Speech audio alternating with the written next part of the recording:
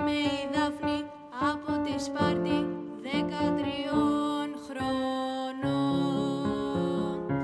Κι εγώ ζήσεις στην ίδια τάξη, δηλώνω το παρόν. Κι όλοι εμείς παιδιά γενιάς αυτής της ξοφλημένης, γιατί μας κόψαν τα φτερά καθώς μας λένε οι μορφωμένοι. Και μέλλον δεν θα έχουμε, για την πατρίδα μας μιλούν αυτή την προδομένη. Κι αφού την πόρτα της ντροπής μπροστά μας την έκλεισαν, κι αφού στις πατίζουν αυτοί που μας γέννησαν, πίσω τραβά με μόνοι μας τη μάνα γη να βρούμε, ως ξοφλημένοι, ως ζωντανοί οι προγονείς να πούνε μια ιστορία αληθινή και αν αξίζει τα χατές ο λόγος για να ζούμε.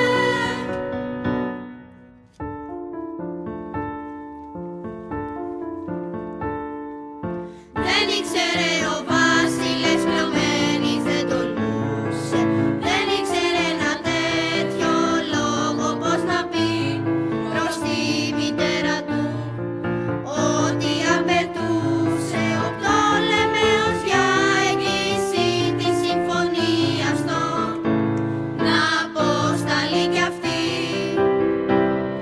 εις Αίγυπτον και να φυλάτεται, εις Αίγυπτον και να φυλάτεται.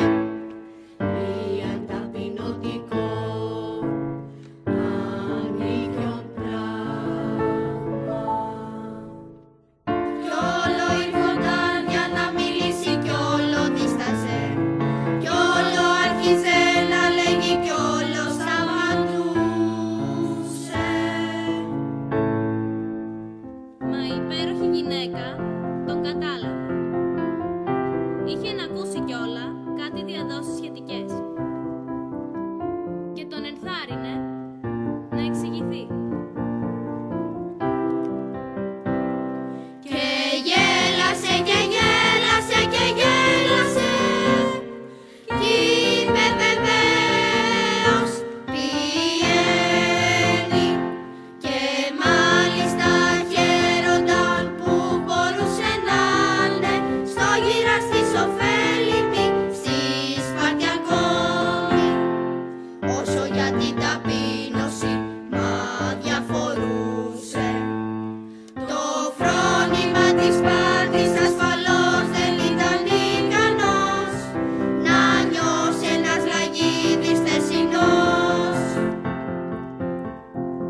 Όθεν και απέτησής του δεν μπορούσε πραγματικώς να ταπεινώσει δέσποινα ανεπιφανή ως αυτή.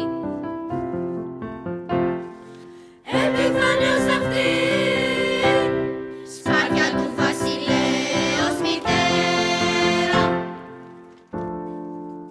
Είμαι ο Ζήσης από τη Σπάρτη, Κι εγώ Κλεωμένης.